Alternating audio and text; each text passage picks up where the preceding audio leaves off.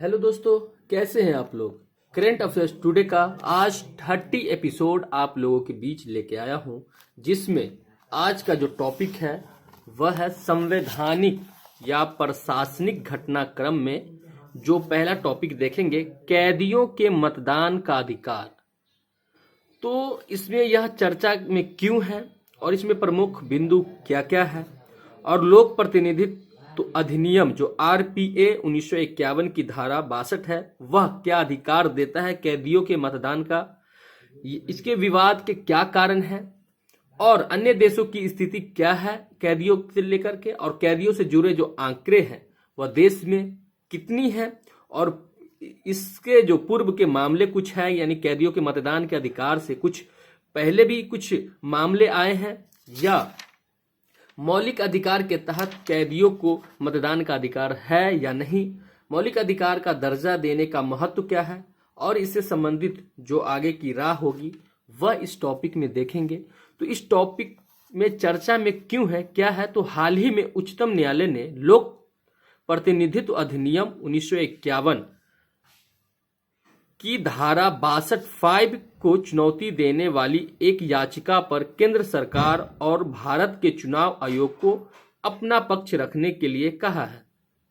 ठीक है, लोक प्रतिनिधित्व अधिनियम 1951 जो है इंग्लिश में कहते हैं रिप्रेजेंटेशन ऑफ पीपल्स एक्ट अर्थात आरपीए। ठीक है, तो आरपीए की जो धारा 62(5) है उसको चुनौती देने वाली जो याचिका पर केंद्र सरकार और भारत के चुनाव आयोग को अपना जो पक्ष रखने के लिए कहा गया है वह किन किन बातों पे है, इन सभी बातों को इस टॉपिक में देखेंगे। तो इस टॉपिक को और अच्छे से बेहतर से समझने के लिए इससे जो संबंधित संभावित प्रश्न बन सकते हैं उसको देख लेंगे, जिससे इस टॉपिक को समझने में और आसानी हो जाएगा। तो क्या है कि भारत में जेल में बंद कैदियों को मतदान का अधिकार देने से जुड़े प्रावधानों पर चर्चा करते हुए इस संदर्भ में उनके मौलिक अधिकारों एवं उनके पुनर्वास पर इसके प्रभाव व इससे जुड़ी चुनौतियों पर चर्चा कीजिए। ठीक है, तो क्वेश्चन समझ में आ गया होगा आपको। अब देखते हैं इस टॉपिक को जिससे आसानी से समझा जा सकता है।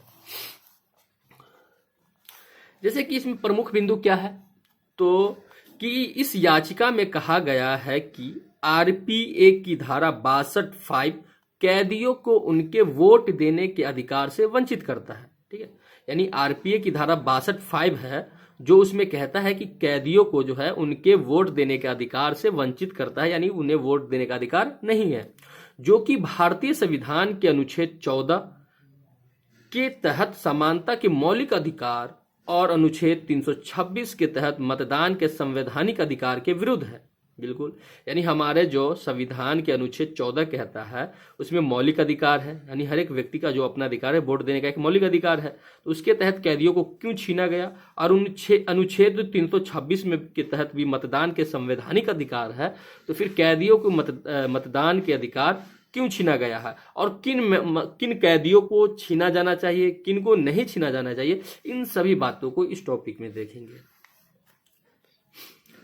तो क्या है कि अतः इसे असंवैधानिक करार देते हुए हटा दिया जाना चाहिए, और जो आरपीए की धारा 62(5) है जो कैदियों को उनके वोट देने के अधिकार से वंचित करता है, इसको असंवैधानिक करार देते हुए हटा देना चाहिए। ठीक है, यह अभी चर्चा में है, जिसमें क्या है कि लोक प्रतिनिधित्व अधिनियम आरपीए 1951 की धारा 62 यह क्या है, इनके बारे में हम जानते हैं। तो आरपीए की धारा 62 मतदान के अधिकार से संबंधित है, साथ ही इसके तहत उन परिस्थितियों का भी उल्लेख किया गया है जब किसी व्यक्ति को उसके मतदान करने के अधिकार से वंचित किया जा सकता है। अगला पॉइंट है कि आरपीए की धारा 62(2) के अनुसार कोई भी व्यक्ति किसी भी निर्वाचन क्षेत्र के चुनाव में मतदान नहीं करेगा यदि वह लोक प्रतिनिधित्व अधिनियम 1950 की धारा 16 में निर्दिष्ट किसी भी अयोग्यता के अधीन है। ठीक है, उसके बाद है कि धारा 62(3) में कहा गया है कि किसी भी व्यक्ति को एक आम चुनाव में एक ही वर्ग के एक से अधिक निर्वाचन क्षेत्रों में मतदान करने से प्रतिबंधित करती है। तो ये तो बात सही है, ये तो सभी आम नागरिक पे लागू होता है। उसके बाद है कि आरपीए की धारा 62 5 के अनुसार कोई भी व्यक्ति किसी भी चुनाव में मतदान नहीं करेगा यदि वह कारावास या निर्वासन के दंडादेश के अधीन है। ठीक है, ये इसको याद रखना है आपको। या अन्यथा कारावास में परिरुद्ध है या पुलिस की विधिपूर्ण अभिरक्षा में है। हालांकि इस उपधारा में कुछ भी उस व्यक्ति पर लागू नहीं होगा जो किसी भी कानून के तहत निवारक निरोध के अधीन है। अब इसके जो विवाद हैं वो विवाद के क्या क्या कारण हो सकते हैं इसके बारे में देखते हैं। तो याचिका के अनुसार धारा 62(5) के तहत विचाराधीन कैदियों एवं सजा प्राप्ति कैदियों के बीच कोई भेद नहीं किया गया है, जिसके कारण जमानत प्राप्त दोषी व्यक्ति मतदान कर सकता, जबकि विचाराधीन कैदी अपने मताधिकार से वंचित हो जाते हैं, जो भले ही बाद में अपने को निर्दोष सिद्ध कर ले। ठीक है, उसके बाद है अगला पॉइंट कि गौरतलब है कि दक्षिण Africa, United Kingdom, France, Germany, Greece, Canada आदि जैसे देशों में लागू कानून के विपरीत धारा 62(5) के तहत लागू इस प्रतिबंध में अपराध की प्रकृति या सजा की अवधि के आधार पर उचित वर्गीकरण का अभाव है। उसके बाद देखते हैं अगला कि अन्य देशों की स्थिति क्या है। उसके बाद भारत में भी जो स्थिति है उनके बारे में देखेंगे। तो पहले अन्य देशों की स्थिति देख लेते हैं कि उदाहरण के लिए जर्मनी आतंकवाद के आरोपों के दोषियों को मतदान से प्रतिबंधित करता है। बिल्कुल, तो कौन ऐसा देश है जहां आतंकवाद से आरोपित जो दोषी हैं उसे मतदान देने का अधिकार नहीं दिया गया है? तो वो क्या होगा आंसर में? जर्मनी। तो इस तरह से आपको प्रीलिम्स के क्वेश्चन बनाना है। ठीक है, शॉर्ट नोट्स में। ऑस्ट्रेलिया में कम से कम 3 वर्ष की सजा प्राप्ति लोग मतदान नहीं कर सकते। ठीक है, फ्रांस जैसे देशों में कैदियों पर चुनाव में मतदान करने के लिए कोई डिफॉल्ट प्रतिबंध नहीं है, बल्कि अदालत मामले के आधार पर किसी भी दोषी के मतदान के अधिकार पर निर्णय ले सकती है, जबकि इटली और अमेरिका के कुछ राज्यों में दोषी अपनी रिहाई के बाद भी वोट देने का अधिकार खो सकते हैं। ठीक है, कैदियों से जुड़े आंकड़े हैं। तो भारत में क्या है? तो वर्ष 2021 की नवीनतम राष्ट्रीय अपराध रिपोर्ट ब्यूरो NCRB की रिपोर्ट के अनुसार 31 दिसंबर 2021 तक देश भर की विभिन्न जेलों में कुल 5,54,034 कैदी बंद थे। ठीक है, जिसमें 1,22,852 दोषी, जिसमें 22.2%, 4,27,165 विचाराधीन कैदी, यानी जिसमें दोषी है 1,22,852, जिसमें 22% है, और विचाराधीन कैदी जो है वह 77.1% है, और 3,470 बंदी है जो 0.6% है। वर्ष 2020 में देश में विचाराधीन कैदियों की संख्या 3,71,848 यानी अप्रॉक्स 14.9% की बढ़ोतरी थी। अगला पॉइंट है कि देश की कुल विचाराधीन कैदियों में से शीर्ष 3 राज्य उत्तर प्रदेश, जिसमें है क्या 90,606 या 21.2%, बिहार 59,577 या 13.9% और महाराष्ट्र 31,752 या 7.4% रहे हैं। कह रहा है कि विचाराधीन कैदियों की जो संख्या है भारत में टोटल वह प्रतिशत में 77.1% है, जिसमें क्या है टोटल 4,27,165। अगर राज्यों बेस पे देखा जाए तो सबसे ज्यादा क्या है उत्तर प्रदेश में है, उसके बाद बिहार में, उसके बाद महाराष्ट्र में है। कितनी संख्या है आपको यहाँ पे दिया गया है। अब इससे संबंधित जो पूर्व के मामले हैं, जैसे अभी जो मामला उठा है, ठीक है, इससे संबंधित पूर्व के मामले, कुछ पहले जो मामले आ चुके हैं उनके बारे में देख लेते हैं। तो अनुकूल चंद्र प्रधान बनाम भारत संघ 1997, अनुकूल चंद्र प्रधान बनाम भारत संघ 1997 मामले में उच्चतम न्यायालय ने RPA की धारा 62(5) की वैधता को बरकरार रखा था। साथ ही न्यायालय ने माना कि कैदियों को मतदान देने के अधिकार से वंचित करना भारतीय संविधान के अनुच्छेद 14 का उल्लंघन नहीं है। ठीक है, उसके बाद अगला पॉइंट है कि प्रवीण कुमार चौधरी व अन्य बनाम निर्वाचन आयोग 2019। प्रवीण कुमार चौधरी व अन्य बनाम निर्वाचन आयोग 2019 मामले में दिल्ली उच्च न्यायालय ने जेल में रह रहे लोगों एवं जेल से बाहर रह रहे लोगों के वर्गीकरण को वैध माना था। साथ ही न्यायालय ने जेल के अंदर मतदान करवाने के लिए आवश्यक संसाधनों की कमी को भी आरपीए की धारा 5 की वैधता को बनाए रखने का कारण माना। अगला पॉइंट है कि जन प्रतिनिधियों के मामले में जून 2022 में उच्चतम न्यायालय मतदान करने के लिए जमानत मांग रहे महाराष्ट्र के 2 विधायकों की याचिका को रद्द कर दिया, परंतु न्यायालय ने आरपीए की धारा 62(5) के प्रावधानों पर पुनर्विचार करने पर सहमति व्यक्त की थी।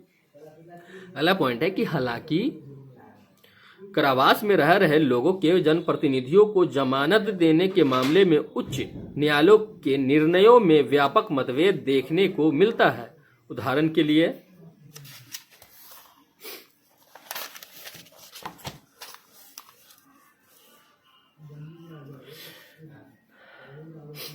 नलिन सोरेन बनाम झारखंड राज्य मामले में उच्चतम न्यायालय ने झारखंड विधानसभा के एक सदस्य जो आपराधिक मुकदमे का सामना कर रहे थे और पुलिस हिरासत में थे को मुख्यमंत्री द्वारा लाए गए विश्वास प्रस्ताव में अपना वोट डालने के लिए रिहा करने की अनुमति दी थी।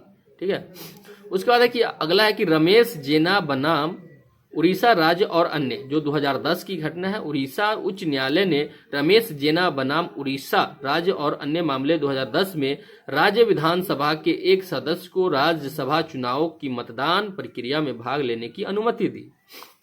अगला है कि जबकि बनवारी लाल कुशवाहा बनाम राजस्थान राज्य 2016 की जो घटना है कि मामले में राजस्थान उच्च न्यायालय ने विधानसभा के एक सदस्य जो जेल में और पुलिस हिरासत में थे को राज्यसभा चुनाव में मतदान करने की अनुमति देने से इनकार कर दिया। ठीक है, उसके बाद है कि मौलिक अधिकार जो है उसमें क्या है कि अनुच्छेद जो 14 हमारे है उसमें क्या है कि जस्टिस के.एस. पुट्टास्वामी बनाम भारत संघ 2017 के निजता के अधिकार से जुड़े मामले की सुनवाई के दौरान भी यह मुद्दा उठाया गया था कि क्या मतदान का अधिकार मौलिक अधिकार के तहत आता है। इस मामले में 9 न्यायाधीशों में से एक न्यायमूर्ति चेलमेश्वर ने मतदान को मौलिक अधिकार की आवश्यकता को रेखांकित किया था। चूंकि मतदान का अधिकार एक कानूनी अधिकार है जो एक कानून द्वारा प्रदत्त है, अतः इसे कानून में बदलाव कर छीना भी जा सकता है। अब मौलिक अधिकार का दर्जा देने का महत्व क्या है? तो संसदीय लोकतंत्र भारतीय संविधान की एक बुनियादी विशेषता है। ऐसे में यह आश्चर्यजनक है कि इसके आवश्यक पहलुओं में से एक मतदान के अधिकार को एक मौलिक अधिकार नहीं माना जाता है। हालांकि अगला पॉइंट है कि हालांकि संविधान द्वारा इस गारंटी दी गई है और कोई भी नागरिक इसके प्रवर्तन के लिए अनुच्छेद 32 के तहत उच्चतम न्यायालय की सहायता ले सकता है। अगला पॉइंट है कि यदि मतदान के अधिकार को एक मौलिक अधिकार घोषित किया जाता है तो संसद द्वारा केवल अनुच्छेद 19(2) के तहत उचित प्रतिबंधों के परीक्षण के मानदंडों के तहत ही मतदान के अधिकार को सीमित किया जा सकता है। अगला पॉइंट देखते हैं कि जस्टिस के.एस. पुट्टास्वामी बनाम भारत संघ 2017 मामले में न्यायमूर्ति चेलमेश्वर इस बात से असहमत थे कि मतदान का अधिकार केवल एक वैधानिक अधिकार है और इसे एक संवैधानिक अधिकार माना। हालांकि उन्होंने स्वीकार किया कि उपयुक्त विधायिका द्वारा एक संवैधानिक अधिकार को भी सीमित किया जा सकता है। आगे की राह क्या हो सकती है? तो मानवाधिकारों की सार्वभौम घोषणा यूडीएचआर के अनुच्छेद 21 में प्रावधान है कि प्रत्येक व्यक्ति को अपने देश की सरकार में सीधे या स्वतंत्र रूप से चुने गए प्रतिनिधियों के माध्यम से भाग लेने का अधिकार है। इसके अलावा नागरिक और राजनीतिक अधिकारों पर अंतर्राष्ट्रीय नियम आईसीसीपीआर के अनुच्छेद 25 में भी इसका समर्थन किया गया है। अगला पॉइंट देखते हैं कि किसी भी व्यक्ति को कारावास की सजा देने का उद्देश्य उसे अपने कृत्यों के लिए दंडित करने के साथ समाज की मुख्य धारा में पुनः शामिल होने का अवसर प्रदान करना होता है, परंतु किसी भी व्यक्ति को मतदान जैसी महत्वपूर्ण प्रक्रिया से वंचित रखना इस उद्देश्य के विपरीत होगा। इसमें अगला पॉइंट है कि मतदान के अधिकारों से वंचित करना कैदी को समाज से दूर धकेलता है। लोकतंत्र में मतदान के बिना नागरिक का कोई अस्तित्व नहीं है। बिल्कुल। अगला पॉइंट है कि ऐसे में विधायिका एवं न्यायपालिका को कैदियों यानी जघन्य अपराधों या अन्य विशेष मामलों के अतिरिक्त को मतदान का अधिकार देने को मुद्दे पर पुनः विचार करने की आवश्यकता है। तो इस तरह से हमने यह टॉपिक को कंप्लीट किया और इससे संभावित जो प्रश्न है क्वेश्चन के मतलब टॉपिक के स्टार्टिंग में ही हम लोगों ने देख लिया था। तो कैसा लगा हमें कमेंट करके जरूर बताएं और अपने दोस्तों को भी शेयर करें जिससे उसे भी फायदा हो जाए। दोस्तों यह टॉपिक बहुत ही इम्पोर्टेंट है क्योंकि देख चुके हैं कि अभी हाल का घटना है और ये कई मुद्दों से जुड़ा हुआ है। एक तो कैदियों के मुद्दे से, एक तो मतदान के मुद्दे से, है ना। इस तरह से देश में इसकी स्थिति किस तरह से है, तो हाल ही में ये घटना घटा है। तो आप जरूर वीडियो को अच्छे से देखें और इसे शॉर्ट नोट में लिखने की कोशिश करें। तो आज के लिए इतना ही, मिलते हैं नेक्स्ट एपिसोड में। जय हिंद।